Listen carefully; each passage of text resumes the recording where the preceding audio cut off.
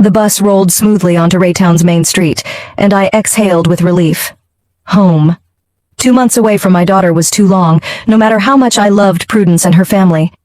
At my 67, I want familiar surroundings, my own bed, and the quiet of my own kitchen. "Here we are, ma'am." The driver glanced at me in the rearview mirror.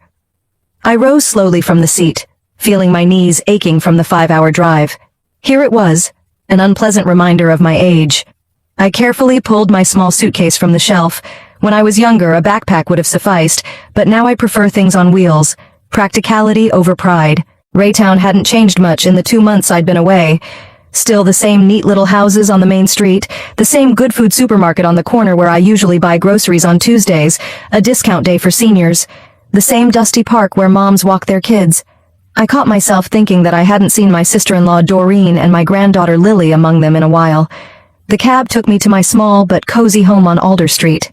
George, my late husband, bought it 35 years ago when our children were very young. "It's an investment in the future, Evie," he said at the time. George was always thinking ahead. He would approve of how I managed our finances after his death. The house greeted me with a chill and a slight smell of dust. I opened the windows, letting in the May air. I checked the answering machine, 2 messages. The first from Monica at the book club, an invitation to a meeting next Wednesday. The second from the bank, the standard confirmation that the monthly payment on my son's mortgage had gone through successfully. These payments have been an integral part of my life for the past 5 years. After Fletcher lost a good position with an insurance company in a regional center and took a job as an appraiser at a local branch at half the salary, his family had a tough time. Their move to Raytown was a forced move. "Temporary, Mom. Until I get back on my feet," my son promised. I had just buried George at the time and felt lost in the huge house alone. Having my son's family around seemed like a good idea. I'd helped with the down payment on their house, and now I was making 2/3 of the mortgage payment each month. Fletcher insisted it was a loan he was sure to pay back. I didn't need the money. George's pension, insurance, and our investments over the years provided me with a comfortable life. I was glad for the opportunity to help. After unpacking and showering, I decided not to put off visiting my son. Sure, we'd called each other during my absence, but I missed Lily. At 6, she was a quiet, thoughtful child. Not at all like Doreen's boisterous, active children from her first marriage, 14-year-old Lance and 12-year-old Marissa. Fletcher's house was a 10-minute walk from mine. It was 2 stories high with a small garden, modest but nice. I noticed that the lawn hadn't been mowed in years, and the flower beds near the entrance were overgrown with weeds. Fletcher had once taken pride in his garden, spending every weekend there.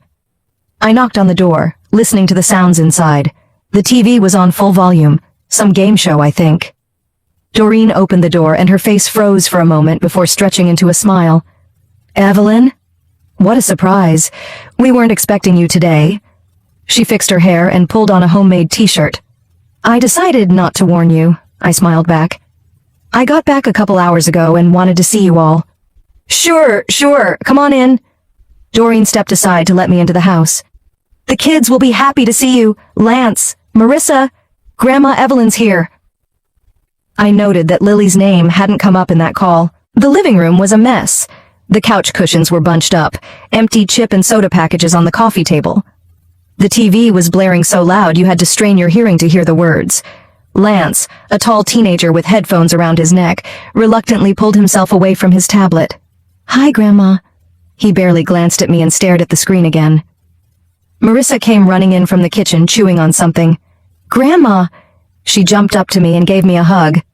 "Did you bring anything back from your trip?" Typical question. I'm used to Doreen's children seeing me as a source of gifts. "Of course, darling. I left my bag at home, but I'll be sure to bring some next time." I stroked her head. "Where's Lily?" "She's upstairs doing homework," Doreen answered quickly, turning down the volume on the TV. "Fletcher's still at work, should be back in an hour. Would you like some tea?" I nodded and followed my sister-in-law into the kitchen, noting that it looked a little different than I remembered. A new coffee maker, an expensive microwave. Not that I was counting my son's money, but these purchases were out of their projected budget. "How are the Prudences doing?" Doreen asked, putting the kettle on. "And how are you enjoying New Haven?" "Prudence is fine, busy with her gallery, and the town is pleasant, though a bit noisy for me." I took a seat at the table. "How's Lily doing at school?" Doreen's face tensed for a moment. "Fine," she shrugged. The teacher says she's too quiet, doesn't socialize much with the other kids. We're thinking of getting her in to see a child psychologist. Maybe she just needs more attention at home, I suggested cautiously. We give her plenty of attention, Evelyn, Doreen replied coldly. But we have 3 children, and Lily isn't the only one who needs attention. Lance is going through a difficult adolescence, and Marissa has a swimming competition in 2 weeks. I noticed that in conversation, Doreen always drew a line between her kids and Lily. Of course I understand, I nodded, deciding not to pursue the subject. How's Fletcher doing at work? Better. Doreen placed a cup of tea in front of me. He's been promoted to senior appraiser. His salary hasn't changed much yet, but he says he'll get a substantial raise by the end of the year. I've heard that phrase for years. By the end of the year? Soon, about to. In the meantime, my money was still going towards their house payment. That's great. I sipped my tea. Can I go up and say hi to Lily? You don't want her distracted from her lessons, Doreen said quickly. She got a bad grade in math recently, so she's making up for it now.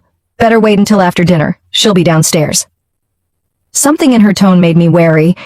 Lily was usually a straight-A student, and since when could a 6-year-old not interrupt for 5 minutes to say hello to her grandmother? We moved into the living room, where Doreen began fussily cleaning up her scattered belongings. Sorry about the mess. The kids were especially active today. She laughed nervously. Lance, get your headphones off the table. The teen rolled his eyes, but complied. I noticed some new pictures on the shelf. Doreen and the kids at some resort, Lance with his new bike, Marissa in her swimsuit with her medal, Fletcher and Doreen in front of a yacht. Beautiful pictures, I remarked. When did you get to vacation on the coast? Oh, it was in March, spring break. Doreen looked a little embarrassed. It was just a 4-day trip, and it was a hot deal. I nodded, not showing surprise. In March, Fletcher had called me asking for more money to fix the roof. $2,000.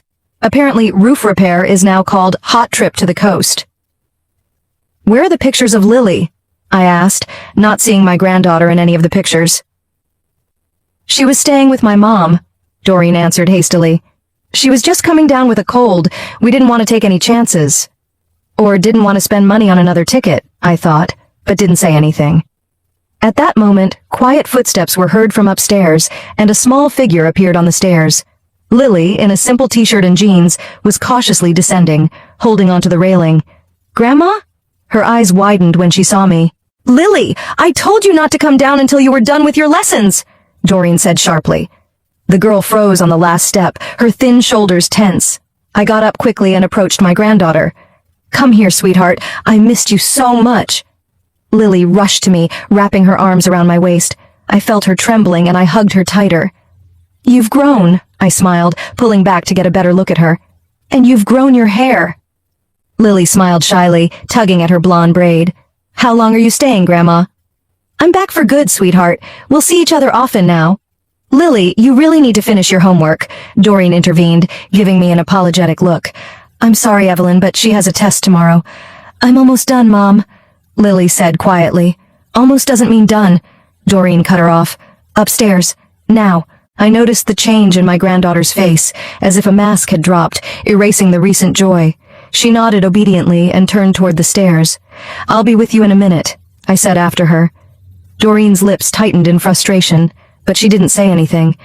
I'll help her with her math, I explained with a smile. I'm an ex-accountant after all. As you wish, Doreen shrugged. I'm going to go make dinner. Will you stay? If you don't mind. When my sister-in-law disappeared into the kitchen, I went up the stairs to the second floor. Lily's room was at the far end of the hallway, the smallest in the house, as I remembered. I knocked softly. Come in, came a quiet voice. Lily was sitting at a tiny desk, bent over a notebook. The room looked ascetic, a narrow bed, a small closet, a shelf of books. No posters, minimal toys, a stark contrast to Lance and Marissa's rooms, filled with gadgets and posters. Show me your math. I sat down next to her. Lily slid the notebook over to me, the usual first-grade addition and subtraction examples. It was all correct. There are no mistakes here, I said. You're doing great. I know, she replied quietly, but Mom always double-checks. I studied my granddaughter's thin face. She had grown even paler in 2 months, with shadows under her eyes. Not the condition you'd expect to see in a 6-year-old. How's school going, little girl? I stroked her head. Fine, she shrugged. The teacher says I'm reading well. And your friends? Lily was quiet for a moment. Not very many, she finally admitted. But there's Abby, we sit at the same desk. She's kind. That's good, I smiled. And at home? How do you get along with Lance and Marissa? Her face instantly shut down. It's fine. She lowered her eyes. They're older, they have their own things to do. Something told me that their own thing didn't explain the tension I was picking up. You know, I brought you something. I pulled a small box out of my pocket. Open it. Inside was a silver pendant in the shape of a crescent moon with a star on it. It was nothing special, but I could see Lily's eyes light up. Is it for me? She asked incredulously. For you. I fastened the chain around her neck. It's a charm. When you're sad or scared, you can touch it and remember that your grandmother is always with you. Lily threw her arms around me, and I could feel her trembling. Thank you, she whispered. We sat together for another half hour. I told her about my trip, about the dinosaur museum I'd visited so I could describe it to my granddaughter. Lily listened wide-eyed, absorbing every word. It seemed to me that she was coming alive, becoming the inquisitive girl I remembered. The front door slammed downstairs. Fletcher had returned. I heard his son's loud voice greeting Doreen, then the sound of stomping feet. Apparently Marissa and Lance had come down to say hello to their father. Let's go downstairs. I took Lily's hand. Your daddy's back. In the living room, the atmosphere had changed. Fletcher, still in his work suit, was sitting in a chair, and Lance was showing him something on a tablet. Marissa was hanging around nearby, showing off her new headphones. Doreen stood in the kitchen doorway with a satisfied smile. Mom! Fletcher stood up when he saw me. What a surprise! Why didn't you tell me you were coming? He hugged me, and I could smell the expensive cologne, another unexpected expense for a man who can barely make ends meet. I thought I'd surprise him. I smiled. How's work? Better and better, he said cheerfully. I'm expecting a promotion in a couple months, so we'll soon be able to discuss a return on your investment in our house. Investment, he called it now. Not a bailout, not a loan, but an investment. Like I was counting on a return.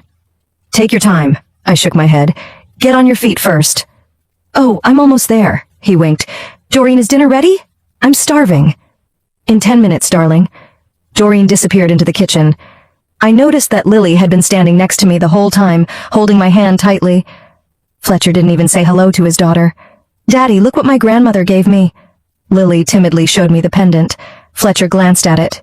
It's a nice little trinket. He turned to Lance again. So what's up with your new level in the game?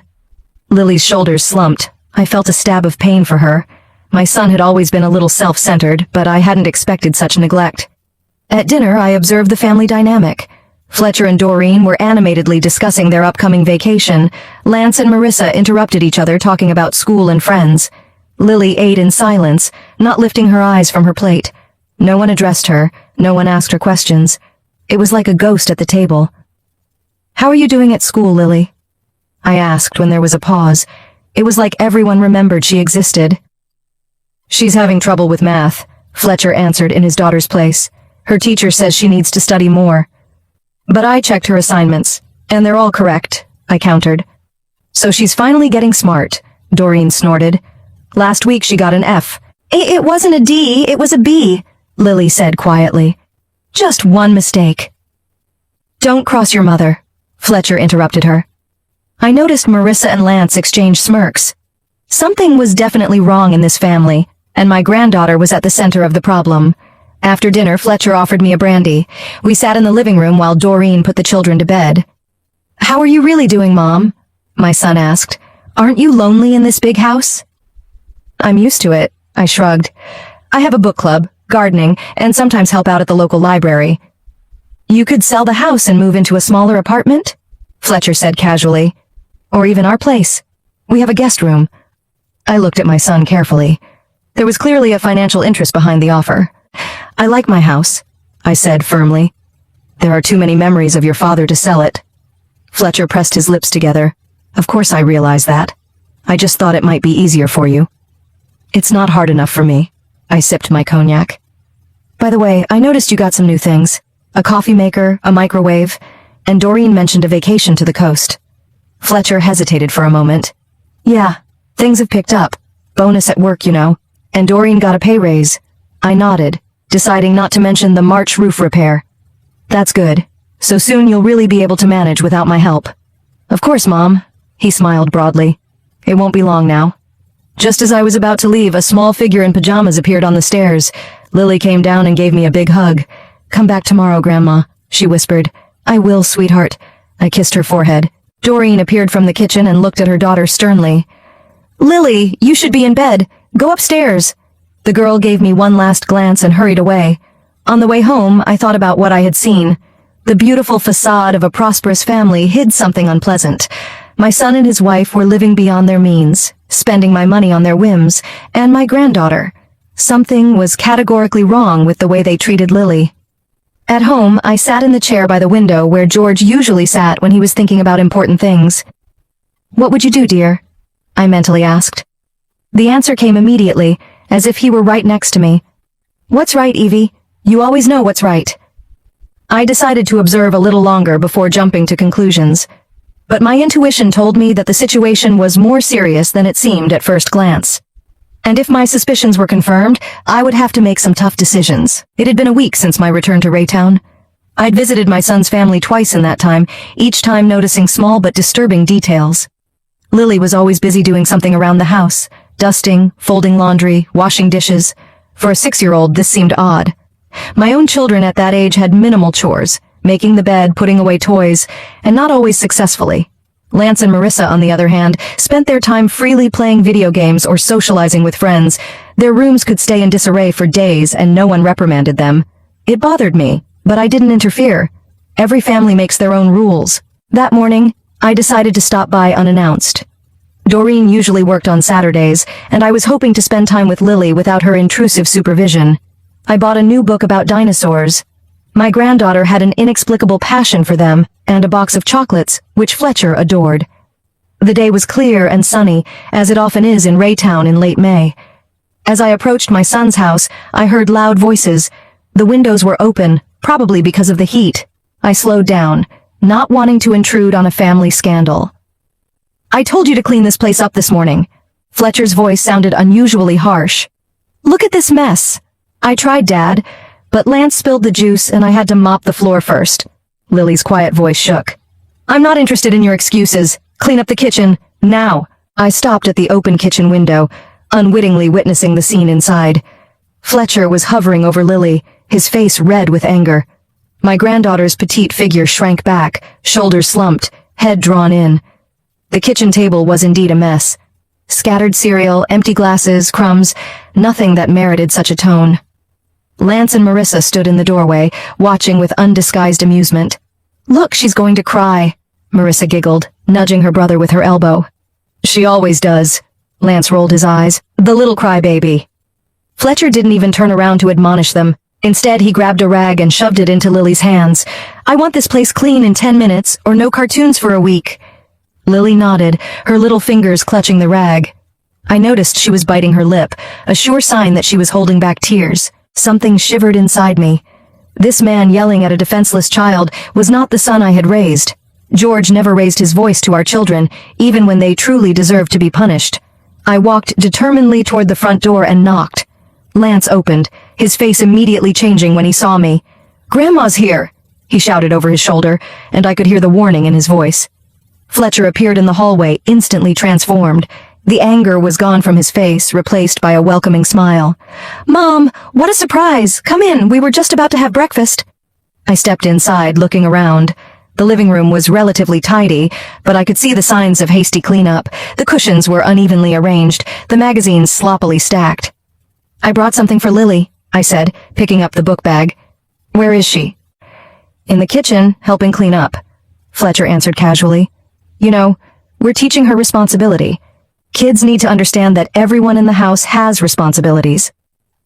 What are Lance and Marissa's responsibilities? I asked, heading for the kitchen. Fletcher hesitated. They have, other things. Studying, after-school activities. Lily's still young, so it's good for her to help around the house. I remained silent as I entered the kitchen. Lily was standing on a small stool just long enough to reach the countertop and was diligently wiping it down. When she saw me, she froze, a mixture of joy and worry on her face. Grandma! She jumped off the stool and rushed to me. I hugged her, feeling her skinny body trembling. She smelled of soapy water and something else, a fear, an understanding that suddenly pierced me. "I brought you a new book, Sunshine." I pulled it out of the bag. "It's about dinosaurs, just the way you like it." Lily's eyes widened and she took the book carefully, as if it were something fragile and precious. "Thank you, Grandma," she whispered. "Lily, you haven't finished cleaning up," Fletcher reminded me, entering the kitchen. I straightened, looking at my son intently. "I think she's done enough already. Why don't Lance or Marissa finish up?" Fletcher frowned. "Mom, we decide how to divide up the chores in our house." "Yeah?" I crossed my arms over my chest. "Then explain to me why a 6-year-old is cleaning the kitchen while teenagers are slacking off, and why you're yelling at her so loud you can hear her in the street." Fletcher's face froze. Lily stepped back, clutching the book to her chest. "Lily, go to your room," Fletcher said without taking his eyes off me. My granddaughter looked at me uncertainly, and I nodded. "Go on, sweetie. I'll be up to see you a little later." When the little footsteps died down the stairs, Fletcher took a deep breath. "Mom, I don't see what the problem is. Children are supposed to help around the house. You're the one who taught us to be orderly." "I trained you to be orderly, not to be servants," I argued. "And I never yelled at you the way you yelled at Lily, even when you really deserved to be punished." "You're exaggerating." Fletcher waved his hand irritably. "It was just a raised tone." "I heard everything, Fletcher. And I saw Lance and Marissa laughing at her. Why would you let that happen?" My son turned away, opening the refrigerator and pulling out a bag of orange juice. His movements were tense. "Kids are always making fun of each other. It's normal. It's not teasing, it's bullying." I wouldn't back down. "And you're encouraging it by your inaction." Fletcher set the glass on the table with a clatter. "Mom, I appreciate your concern, but don't interfere with the way we raise our children. We have our own system." "A system?" I couldn't help the bitterness in my voice.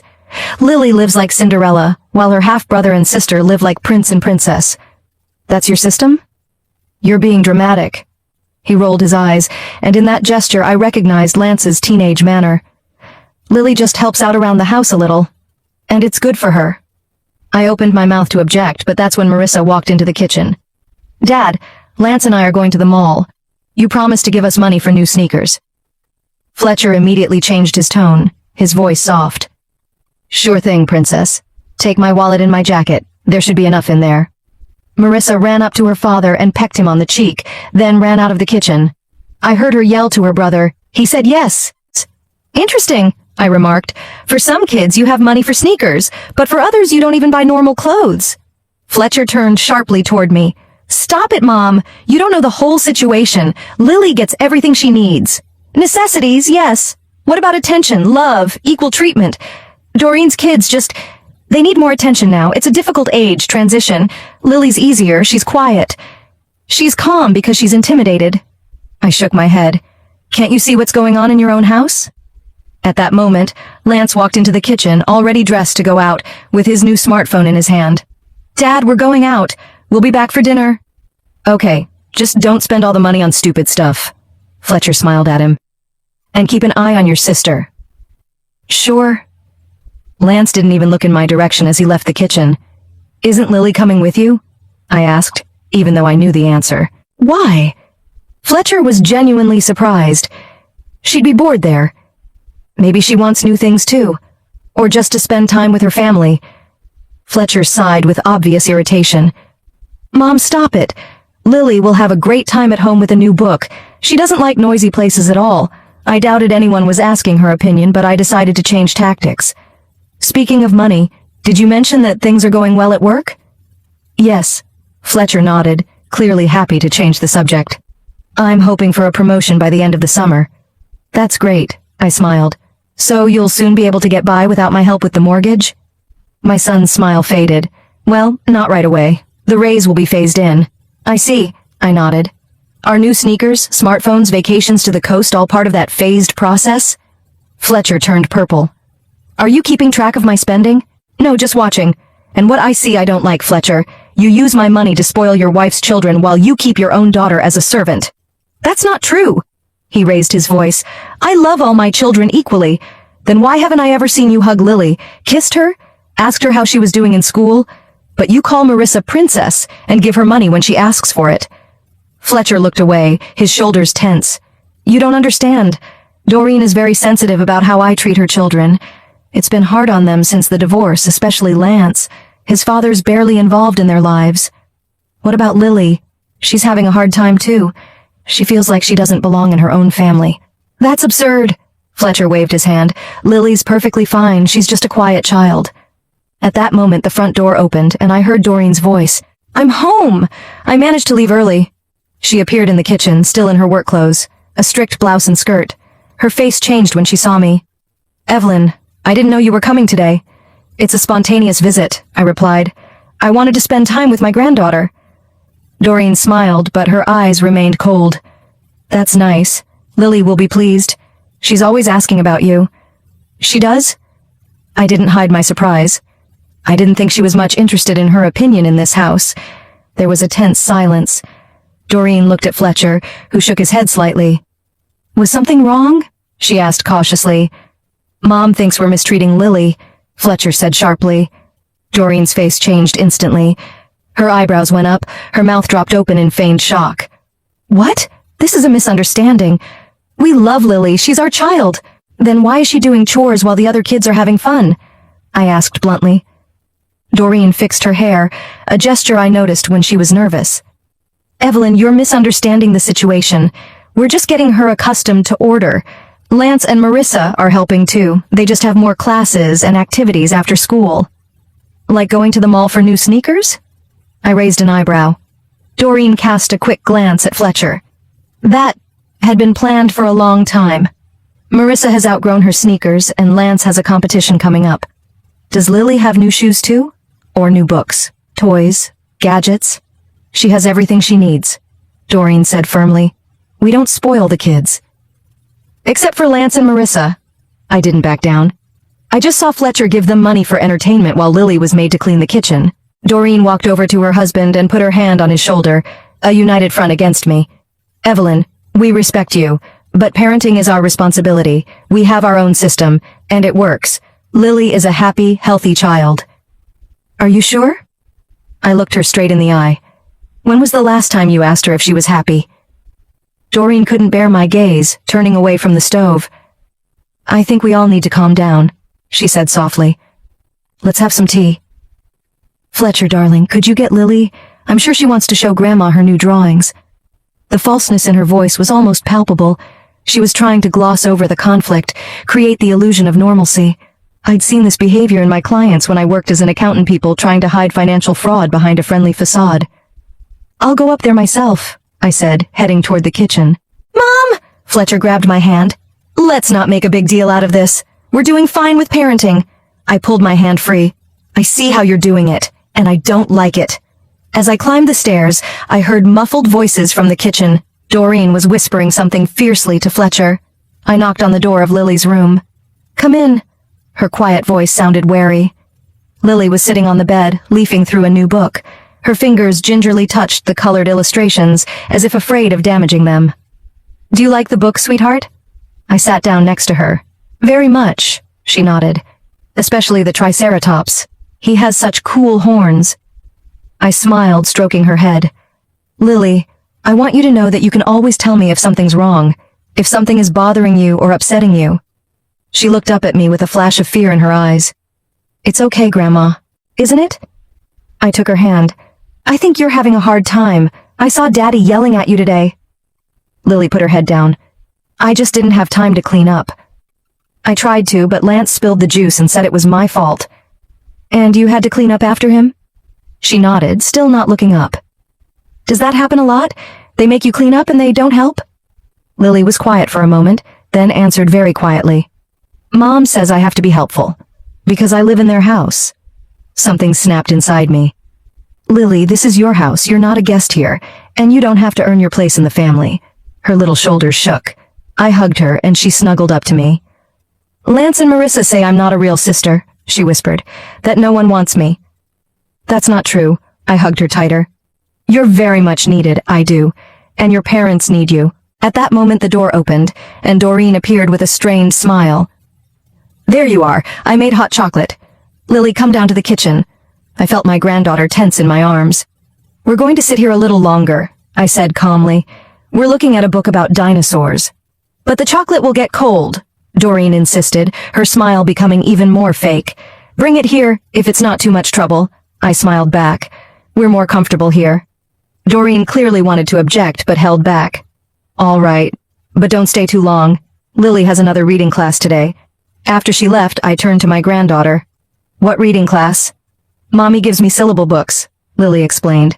I have to read 20 pages every day. But you're already a good reader, I wondered. Yes, but Mom says I have to be the best in the class. She shrugged. Otherwise, I'll embarrass the family. That was the last straw. A 6-year-old should not be afraid of embarrassing the family because of syllable reading. He shouldn't feel like a servant in his own home, shouldn't have to think that no one needs him. We spent another hour with Lily looking at the book and talking about dinosaurs. She gradually relaxed, even smiling and laughing. When I was about to leave, she gave me a big hug. Come back tomorrow, Grandma, she said. I will, sweetheart. And you know what? How about you come and visit me for the whole day? We could bake cookies and watch cartoons. Her eyes lit up, but then they went blank. Mom won't let me. I have homework and chores. Leave that to me, I winked at her. It'll be fine. As I walked down the stairs, I found Fletcher and Doreen in the living room. They were arguing quietly about something, but they stopped talking when they saw me. I'm leaving, I said. But I have a proposition. I'd like to take Lily with me all day tomorrow. Doreen opened her mouth to object, but Fletcher beat her to it. Of course, Mom. It's a good idea. It's been a long time since you've spent time together. I realized he just wanted to avoid further conflict, but that was fine with me. Great. I'll pick her up at 9 o'clock in the morning. On the drive home, I thought about everything I'd seen and heard. The situation was worse than I'd realized. My son and his wife had created a toxic environment where Lily was rejected, humiliated, and used. They spent my money on entertainment for Doreen's children, while my granddaughter did not receive even basic attention and care. George always said, money is a tool, Evie. It can create or destroy. Now my money was supporting a system that was destroying a child's psyche. At home, I sat down at the table and pulled out a folder of financial documents. An agreement with the bank to co-pay my son's mortgage. Statements from my account showing regular transfers. The title deeds to the house. There was a time of compromise and soft talk. But that time had passed. I couldn't let this attitude towards Lily continue.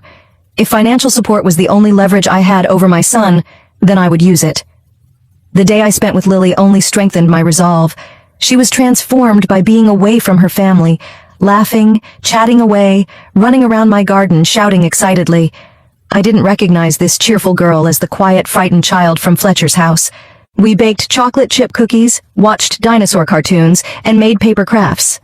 I pulled out an old photo album and showed her pictures of Fletcher as a baby. Lily stared in amazement at the smiling boy building sandcastles and riding his bike. Is that really my daddy? She asked, touching the pictures incredulously. Yes, sweetie, he was a very cheerful and kind boy. Now he gets angry a lot, she said quietly, and that simple statement of fact broke my heart. When it was time to go back, her face immediately darkened. She gathered up her new books and crafts and folded them neatly into her backpack. At the door of Fletcher's house, she gave me a big hug. Thank you, Grandma. It was the best day ever. Doreen greeted us with a strained smile, hurriedly taking Lily upstairs to change after the walk. Fletcher wasn't home, working on his day off, as his sister-in-law explained. Back in my room, I dialed Harrison Thatcher's number. George and I had been friends with the Thatcher family for over 30 years. Harrison had been our family's attorney, helping with transactions, insurance, taxes. After George died, he handled all the legal aspects of the estate. Evelyn, what a pleasant surprise! Harrison's voice sounded as cheerful as it had 20 years ago, even though he was already 70. What can I do for you? I need counseling, Harry. It has to do with financial obligations to my son. Of course. When would be a good time for you to meet? We arranged to meet the next day at his office. Harrison was semi-officially retired, but kept a small office in the law firm he'd once founded. The morning was overcast. I wore a strict suit, a habit from my working days. Serious decisions require the right frame of mind.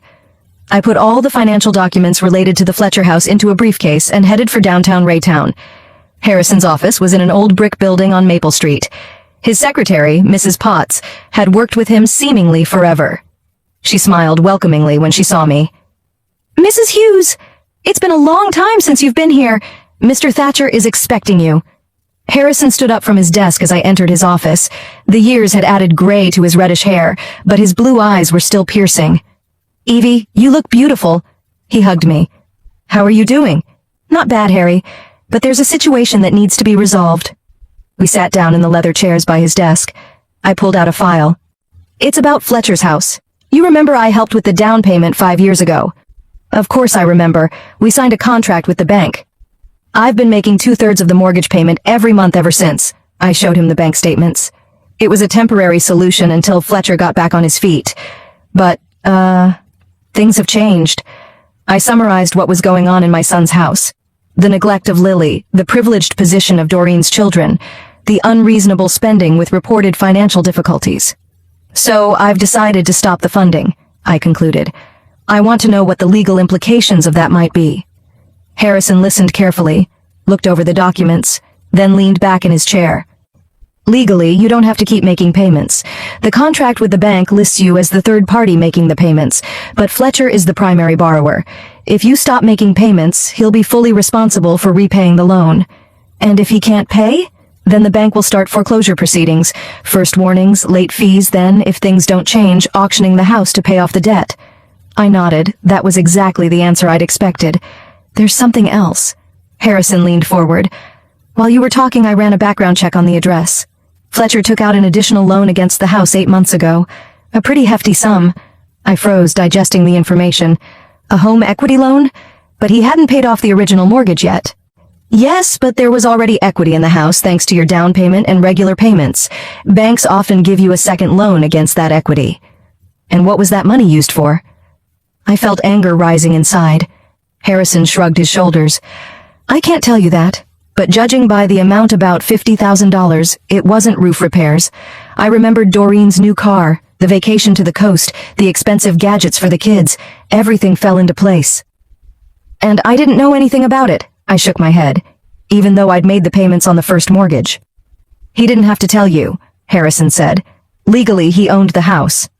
But I'm actually paying for a large part of it." I straightened. "Well, that clears things up. Harry, I need a legally sound way to stop financing the house." Harrison nodded. "The easiest way is to notify the bank that you're stopping the extra payments on the Fletcher Hughes loan. I will prepare a letter to that effect for you. I also recommend that you change the standing order with your bank." "What happens to Fletcher and his family?" "They will have a choice. Either find a way to pay the full amount of the mortgage on their own, sell the house and pay off the debt, or wait for the bank to begin foreclosure proceedings. In the latter case, the house would be sold at auction, most likely below market value, the debt would be paid off, and the balance, if any, would be given to Fletcher." I thought about it. The situation was unpleasant, but I saw no other option. As long as my son was financially dependent on me, he had no incentive to change. "Prepare a letter, Harry. One more thing about my will." We spent another hour in Harrison's office discussing the details. When I left, it was hard on my soul, but I felt relieved at the decision I had made. At the bank, I canceled the standing order to transfer money to Fletcher's mortgage account. Then I decided it was best not to put off talking to my son. I called his cell phone. "Mom, is something wrong?" He sounded surprised. I rarely called him during work hours. "We need to talk, Fletcher. It's important. Can you come by my place after work?" It's complicated today. Doreen and I have plans tonight." "Cancel them." My tone left no room for objection. "I'll see you at 6. There was a pause. "Okay," he finally answered. "But what's going on?" "I'll see you around, Fletcher." I spent the rest of the afternoon preparing for the conversation. I brewed strong tea and took out cookies, the usual ritual for serious conversations in our family. At 5:50, I heard Fletcher's car pull up. My son entered with a wary expression. I pointed to the chair across from me. "Sit down. Tea?"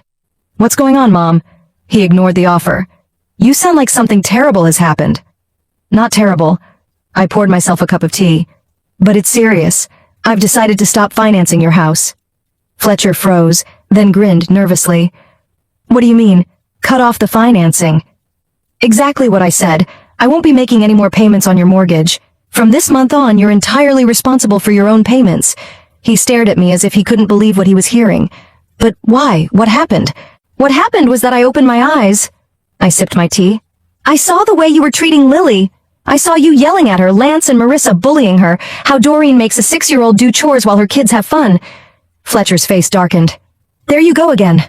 I told you we're just teaching her responsibility. No, Fletcher, you're making her a servant, and you're using my money to spoil the other kids.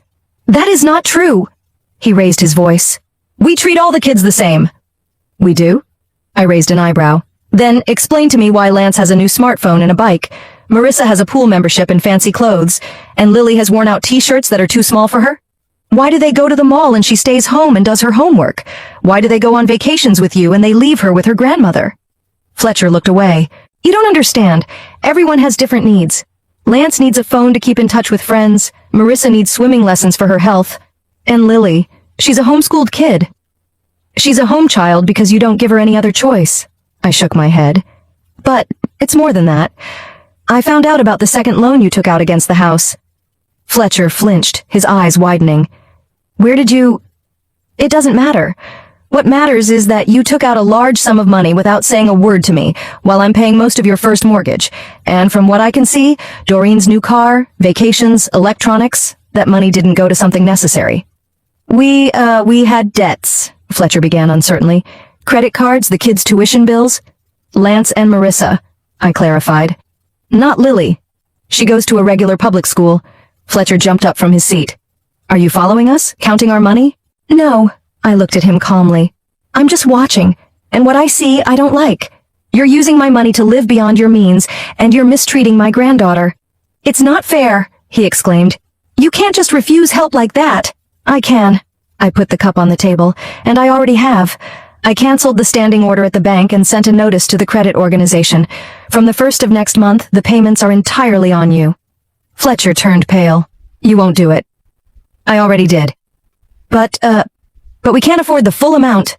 There was panic in his voice. We don't have enough money. Then you'll have to rethink your spending. I shrugged. Buy less, spend less on entertainment, the way normal people live on a budget. Fletcher ran his hand through his hair, a gesture he always did when he was nervous. Mom, you can't do this to us. We could lose the house. Yes, that's a possibility, I agreed. If you don't find a way to pay the mortgage on your own, and you don't care that your grandkids are going to end up on the street, I care that one of my grandchildren is being humiliated in her own home, I said firmly. And I don't believe you'll end up on the street. At the very least, you can sell the house and buy something more affordable, or rent an apartment. Fletcher stared at me like he was seeing me for the first time. I don't recognize you, Mom. You've never been so... cruel. It's not cruelty, Fletcher. It's justice. I've turned a blind eye to what's been happening for too long. It's time we all faced the truth. He slumped back in his chair, his shoulders slumped. What do you want? He asked quietly. For me to apologize? Okay, I was too hard on Lily. I'll make it up to you. This isn't about apologizing. I shook my head. It's about you letting your new family push your own daughter away. You're using my money to provide privileges for your wife's children, while Lily lives like Cinderella. That's an exaggeration. No, Fletcher, I saw it with my own eyes, and the decision's already been made.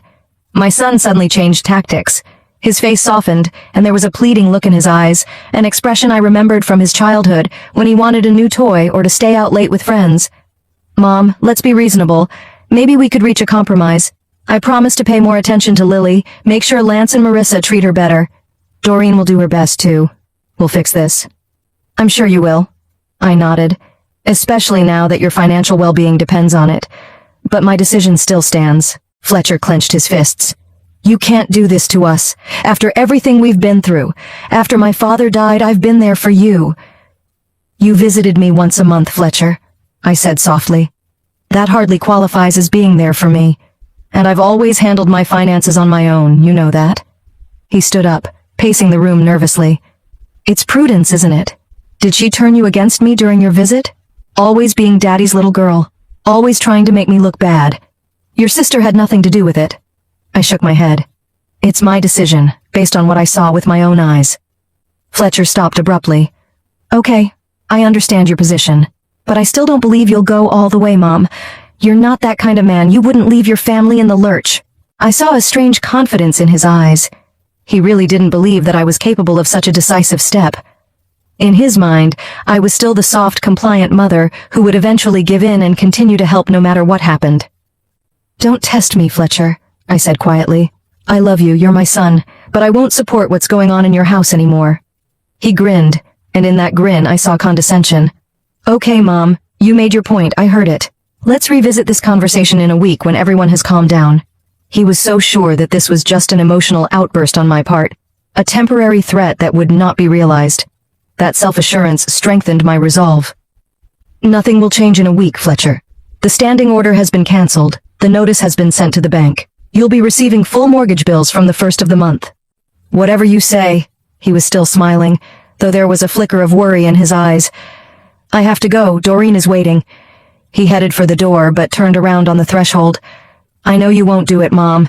You always said family was the most important thing." "That's why I'm doing this," I replied. "For Lily, who is my family too." When the door closed behind Fletcher, I sat still for a long time. Something told me that this was just the beginning of a long, hard journey. But for the first time in years, I felt like I was doing the right thing, even if it hurt. Sometimes you have to take a step back to see the big picture, and now that I had seen it, there was no turning back. 2 months passed in a strange silence. Fletcher didn't call, didn't visit. I didn't see Lily either, which bothered me the most. I tried to visit a few times, but Doreen always found excuses to keep me out of the house. Lily was sick, or they were away, or she had a tutoring session. I'd call my granddaughter's home phone during the day when her parents were at work, but Lance or Marissa usually picked up and said Lily was busy. I did manage to talk to her once, just for a minute, before Marissa took the phone away. Lily whispered, "Grandma, they won't let me see you." The end of July was particularly hot. I was working in the garden in the early morning, while the sun was still shining, when I noticed a police car driving slowly down the street. It stopped in front of Fletcher's house, and 2 men got out with files in their hands. Not cops, bailiffs. I froze with the pruning shears in my hand. Eviction proceedings had begun? So soon? Usually banks give more time before resorting to extreme measures. 20 minutes later, the bailiffs left, attaching some kind of document to the door. Another hour later, I saw Fletcher rush home. Apparently, he'd been called home from work. He tore the paper off the door, read it quickly, and crumpled it up in a rage. I decided to wait for him to contact me. The next day, the phone rang. "Mom?" Fletcher's voice sounded depressed. "We need to talk." "Of course," I answered calmly. "Come over whenever it's convenient." "I'll be there in an hour." He arrived even earlier. He looked gaunt, his eyes shadowed, his shirt wrinkled. Nothing like the confident man who had assured me 2 months ago that I wouldn't go through with it. "The bank has started foreclosure proceedings," he said without preamble, sinking into his chair. "They're putting the house up for auction in 3 weeks." I nodded, pouring him tea. "I'd assume that would happen. Have you missed any payments?" 4. He rubbed his face. "I tried to negotiate a restructuring, but because of the second loan, they wouldn't budge." "I see. What do you plan to do?" Fletcher looked up at me tiredly. "What can we do? We don't have enough money to pay off the debt. We're gonna have to move out." "Have you found another place to live?" "Doreen's got her eye on an apartment on the north end. 2 bedrooms. Small, but it's all we can afford right now," he said quietly. "Mom, I've come to ask for help. Not with the house. I realize that's no longer possible, but we need money for the first and last month's rent. For moving. Just a few thousand." I looked at my son carefully. He really looked depressed and sincere. "What about Lily?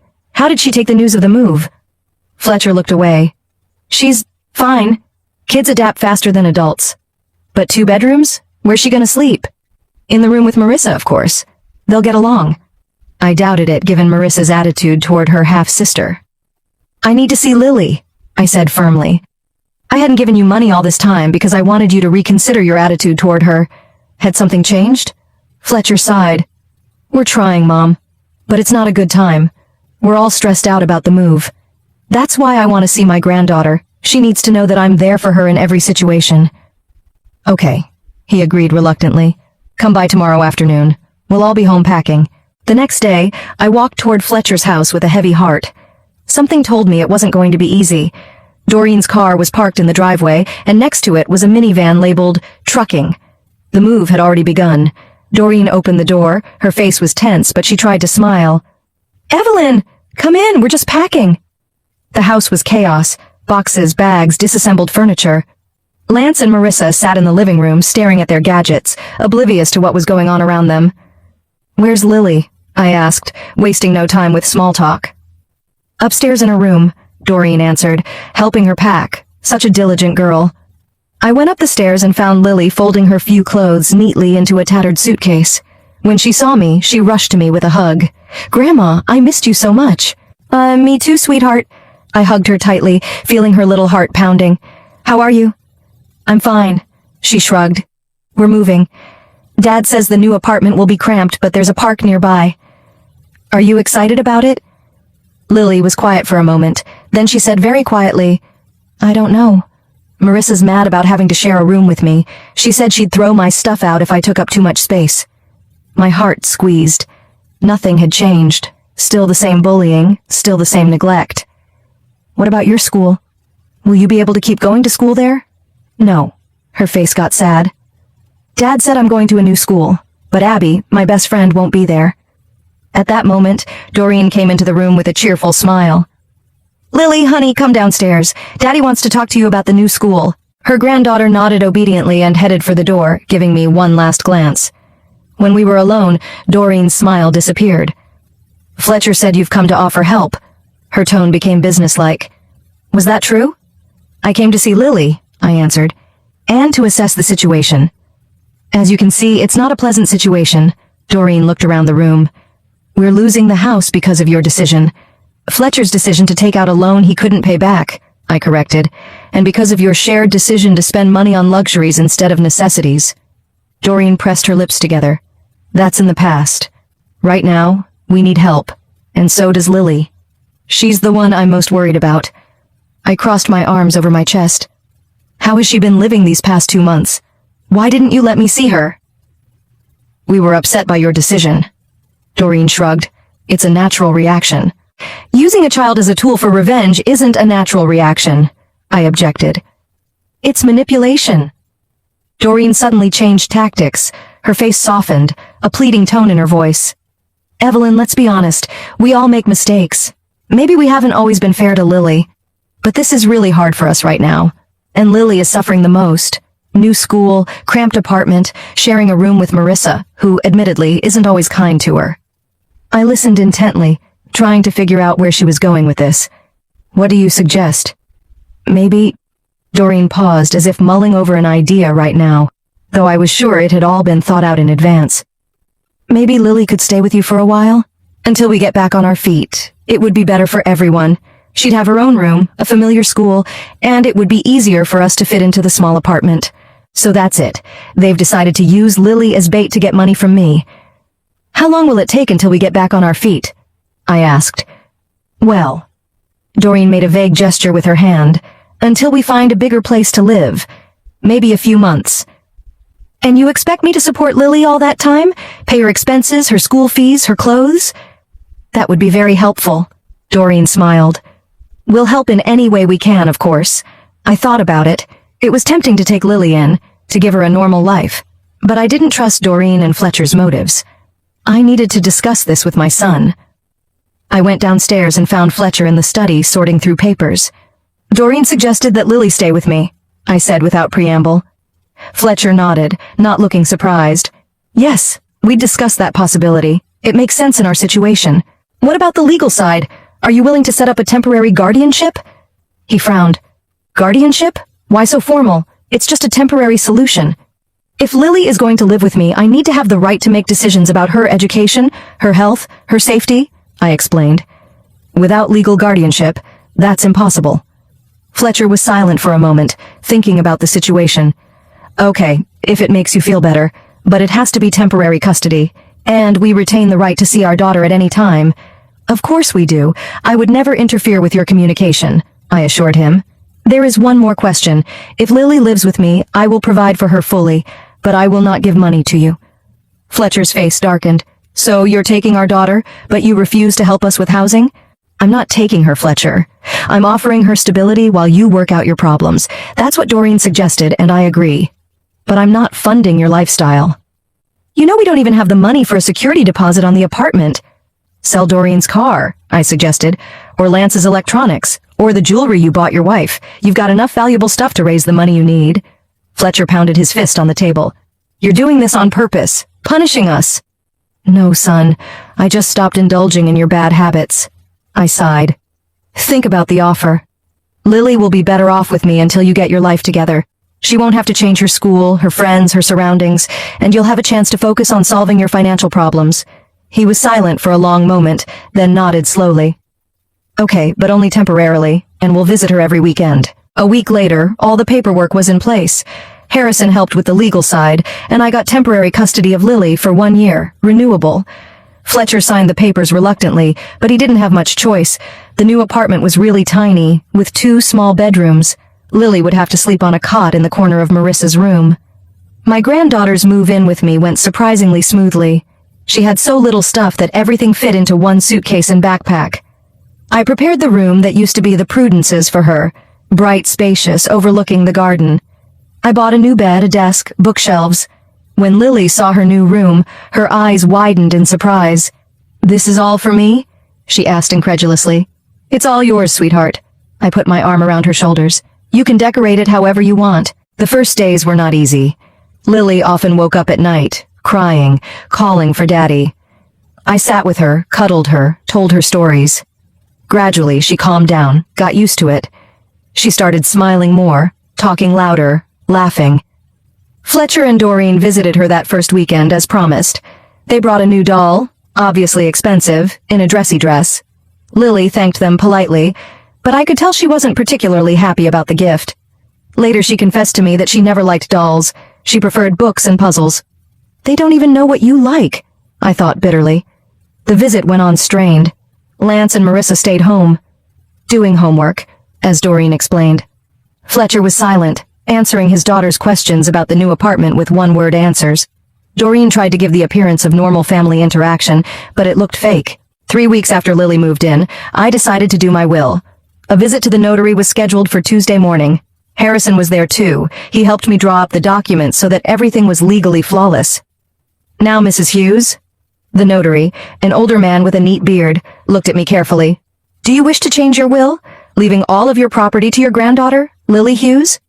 "Yes," I confirmed, "but on the condition that the estate be held in a trust until she comes of age. Harrison Thatcher will be the trustee of the trust." "I see. What about your children, Fletcher and Prudence Hughes?" "Prudence will receive some of my jewelry collection that belonged to my mother," I explained. "They have sentimental value to her. Fletcher will get his father's watch and cufflinks. Everything else, the house, the bank accounts, the investments, will go into a trust for Lily." The notary nodded, making notes. "And you're sure of your decision? It could be challenged in court by your son." "Let him try," I smiled. "I have every reason to distribute the inheritance this way, and Harrison will help me prove it if necessary." The will was signed, witnessed, and officially registered. Harrison kept a copy in his office, and I kept another in my possession. I was relieved. Lily's future was now secure, regardless of what happened to me. I hadn't intended to inform Fletcher of the change of will, but fate had decreed otherwise. That same afternoon, he stopped by my house unexpectedly, ostensibly to pick up some of Lily's papers he'd forgotten to hand over. His granddaughter was at school, so it was just the two of us. The two. I offered him tea, and we sat in the kitchen, talking about ordinary things. The weather, health, Raytown news. Fletcher looked tense, but he was polite. My briefcase with the documents from the notary was on the table. I hadn't had time to put it away since I'd returned. "What's this?" Fletcher nodded at the folder labeled Will. "My personal papers." I tried to put the briefcase away, but my son was quicker. "You changed the will." He pulled out the folder, opened it. "Today?" "Fletcher, it's none of your business." I held out my hand. "Give it back, please."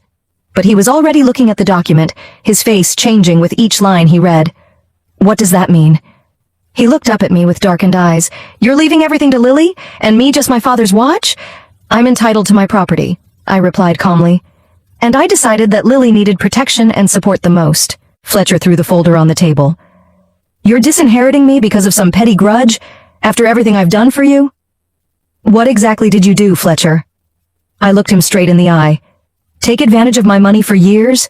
Let your wife and her kids abuse my granddaughter? Taking out loans I knew nothing about?" "I am your son," he exclaimed, jumping up from his chair. "I am your flesh and blood, and you treat me like a stranger." "You made that choice, Fletcher?" I shook my head. When you decided that your new family was more important than your own daughter, when you let me turn Lily into a servant, when you spent my money on luxuries instead of giving your child a normal life, I won't let you do that." He pounded his fist on the table. "I'll contest the will." "On what grounds?" I raised an eyebrow.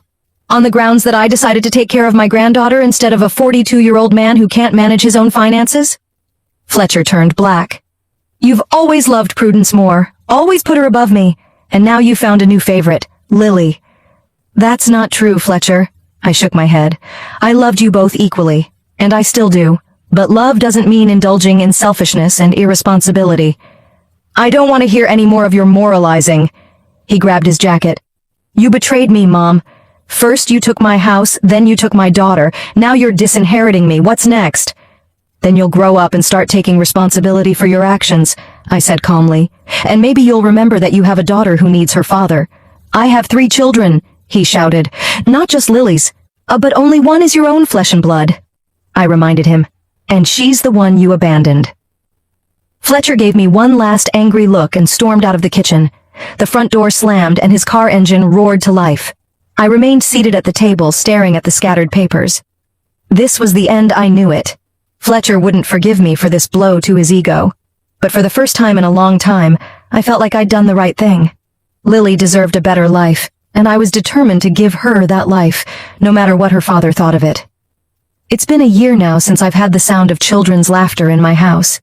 Sometimes when I wake up in the morning, I don't immediately remember that I'm no longer alone, and the sounds in the kitchen are not George making his signature omelet, but Lily trying to surprise me with a cup of tea and toast with jam. The year has flown by. Temporary custody has long since turned into permanent custody. Fletcher didn't mind when it came time to renew the papers. He and Doreen moved into a small apartment on the outskirts of Raytown, in a neighborhood the locals delicately called developing. Twice a month they visited Lily, both of them at first, then increasingly Fletcher alone. Their marriage was cracking at the seams. It was obvious even in their brief encounters. Doreen blamed her husband for the loss of their home and status. He blamed her for being wasteful. Lance, now 15, was constantly getting into trouble at his new school. Marissa withdrew, stopped swimming. I didn't gloat, I felt sorry for them. But I realized that this whole situation was a logical consequence of their own decisions and actions. What really pleased me was the change in Lily. At first, she was wary, quiet, afraid to ask for anything. Often waking up screaming at night, I had to sit by her bedside for long periods of time, reassuring her that no one would yell at her if she spilled juice or didn't have time to clean her room. Gradually, her shell began to crack. One morning, I heard her humming while watering the flowers on the windowsill. Another time I caught her dancing in front of the mirror with a hairbrush instead of a microphone. Little things, but they spoke volumes. At school, Lily had always been an able student, but now her grades were even better. The teacher, Mrs. Parkinson, noted at the parent-teacher conference that the girl had become more active in discussions, raising her hand, coming to the board. "It's like she's spread her wings," the teacher said, and I couldn't agree more. I decided to support my granddaughter's development and offered her a choice of additional activities.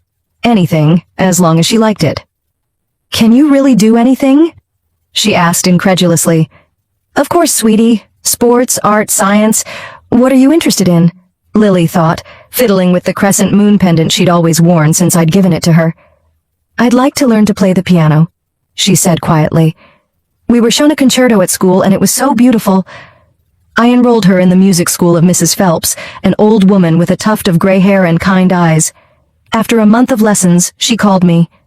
"Mrs. Hughes, your granddaughter has an amazing ear," she said excitedly. "It's a natural talent.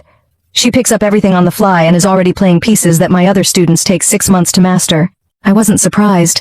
Lily had always loved music, humming tunes she'd heard on the radio, drumming rhythm with her fingers on the table. But in Fletcher and Doreen's house, there was no room to develop that talent. I bought a used piano from neighbors who were moving to Florida. Lily loved it, sitting at the instrument for hours, learning scales and simple pieces. Her little fingers flew across the keys with amazing dexterity. After 6 months of lessons, the first report concert took place. I sat in the hall of the music school, watching my granddaughter in a modest blue dress, which we had chosen together, go on stage. She bowed, sat at the piano, and the music flowed.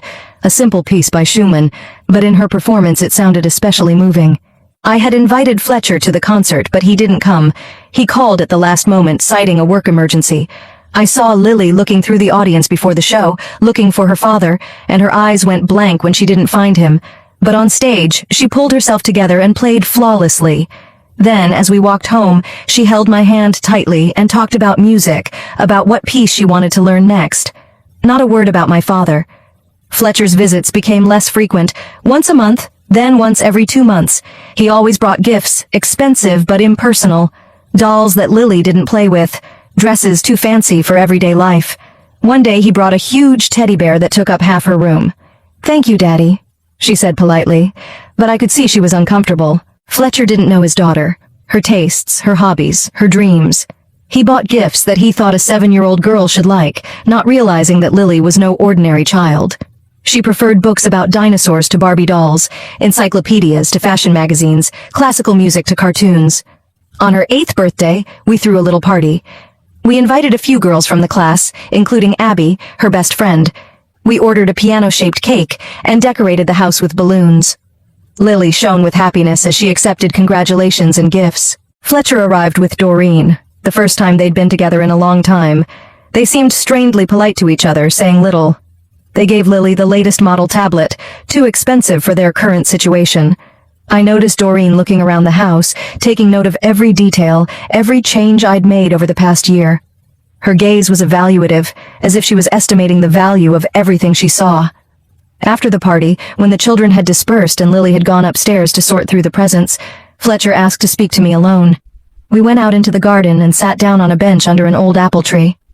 "Mom, I want to apologize," he began, looking away. "For everything that happened. For the way I behaved." I looked at my son carefully.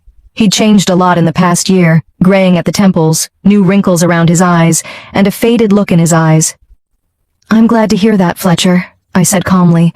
"Lily needs a father who recognizes his mistakes and wants to fix them." "Yes, of course," he nodded. "But I'm not just talking about Lily. I want to rebuild our relationship, Mom. We're a family, no matter what." "Has something changed in your life?" I asked bluntly. Fletcher paused, then sighed. "Doreen and I are splitting up. She's taking the kids and moving in with her sister in Seattle." "I'm sorry," I said sincerely, "but I can't say I'm surprised." "Yeah," he grinned bitterly. "I guess you always saw things I didn't. Doreen, she's not who I thought she was." I didn't say anything. There was no point in stating the obvious, that Doreen had always been interested only in money and status, that she'd used it to support herself and her children. "It's going to be hard for me on my own," Fletcher continued. "Financially, I mean. The apartment is in my name, the furniture is mine, but my paycheck is barely enough to pay the bills. That's it." I expected this conversation to turn to money sooner or later. "What do you suggest?" I asked neutrally. "Maybe, I could go home? To you?" He looked at me hopefully. "Not forever, of course. Just until I'm back on my feet. And Lily would be happy to see me every day." I thought about it. Part of me wanted to help my son. After all, despite everything, he was my child. But another part of me remembered everything that had happened in the last few years. "No, Fletcher." I shook my head. "It wasn't a good idea. Lily was just starting to feel safe, to gain confidence. Your constant presence could upset that delicate balance."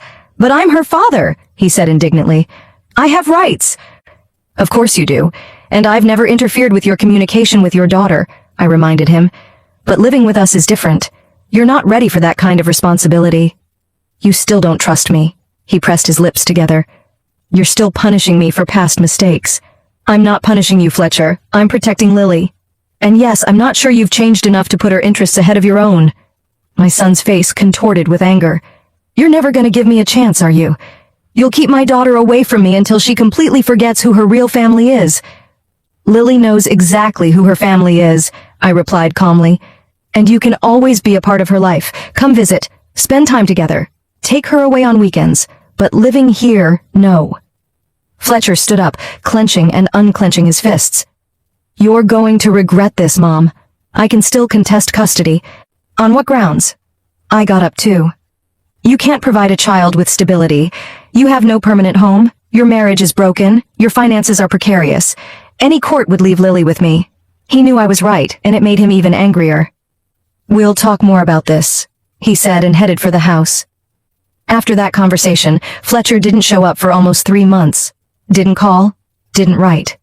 Lily would ask about him, and I'd tell her that Daddy was very busy at work, but he'd be sure to visit her when he could. She nodded with an understanding that broke my heart. An 8-year-old should not take the absence of a parent in her life so calmly. One evening as we sat in the living room, me with my knitting, Lily at the piano, she suddenly interrupted her playing and turned to me. "Grandma, does Daddy love me?" I put down my needles, came up to her, and put my arm around her shoulders. "Of course he does, sweetheart. It's just, he doesn't always know how to show it." Lily ran her finger over the key thoughtfully. "When I lived with them, I often thought they'd be better off without me, that I was superfluous." "You were never superfluous." I hugged her tighter. "It's just that some adults don't realize what a treasure they've been given." She smiled, snuggling against me. "I'm glad I live with you, Grandma. You never make me feel superfluous." "I never will." I kissed the top of her head. "You're the best thing that's happened to me in years." In September, I got a letter from Fletcher, a postcard from Portland. He wrote that he'd found a new job at an insurance company, moved to another state, was starting his life over. He promised to call Lily every week and come over for Christmas. For the first 2 weeks, he did call. Then the calls got shorter. By Christmas, he sent a package with gifts and apologies. He couldn't come. Too much work. Lily took the news stoically, as if she'd expected no different. We spent the holidays alone, except for Prudence's visit with her husband and children. Decorated the house, baked gingerbread, went to the Christmas show at school. It was quiet, cozy, peaceful. In the new year, I decided we both needed a change of scenery. For too long, life had revolved around the problems created by Fletcher and Doreen. It was time to move on. "How would you feel about taking a trip this summer?" I asked Lily over breakfast. Her eyes widened. "A real trip? Where to?" "Anywhere you want to go," I smiled. "We could go to Washington, D.C. and see the museums. Or New York City. There's a great zoo and a natural history museum with real dinosaur skeletons. Or even..." I paused. "Europe." "Europe?" Lily jumped up in her chair. "Really? We could see the Eiffel Tower and the Colosseum and castles?" "Anything you want," I laughed, seeing her excitement. "Pick a country and we'll make an itinerary." That same day we went to the bookstore and bought a world atlas, guidebooks to Europe, and a notebook to plan the trip. Lily enthusiastically immersed herself in learning about the countries and places of interest, telling me something new every night about the places she wanted to visit. Looking at her, so lively and happy, I thought about how long I had put off my own travel dreams. First for my career, then for my family, then because of George's illness. Even after his death, I'd continued to live a routine, giving my money and time to Fletcher and his family. But now I finally had the courage to change everything. To put Lily's well-being above the supposed comfort of adults, to stop funding unhealthy relationships, to take responsibility for the future of a child who trusted me. I guess that's what true love is, not indulging weaknesses, but standing firm for what's right. George would approve of my decisions, I was sure of it. One evening, when Lily was already asleep, I went out into the garden and looked at the stars. The spring air was cool but fresh, full of the promise of new life. "We made it, George," I whispered, as if he could hear. "Our granddaughter is safe. She's happy." And in the rustling leaves of the old apple tree, I heard his voice. "I knew you'd make the right choice, Evie." I smiled, breathing in the scent of the first flowers. Summer was ahead, traveling, new discoveries, for Lily and for me. Life went on, and for the first time in years, I looked to the future with joyful anticipation rather than anxiety and a sense of obligation. Cinderella had found her home, and in this fairy tale there was no room for an evil stepmother and an indifferent father, only love, music, and the promise of adventure waiting beyond the horizon.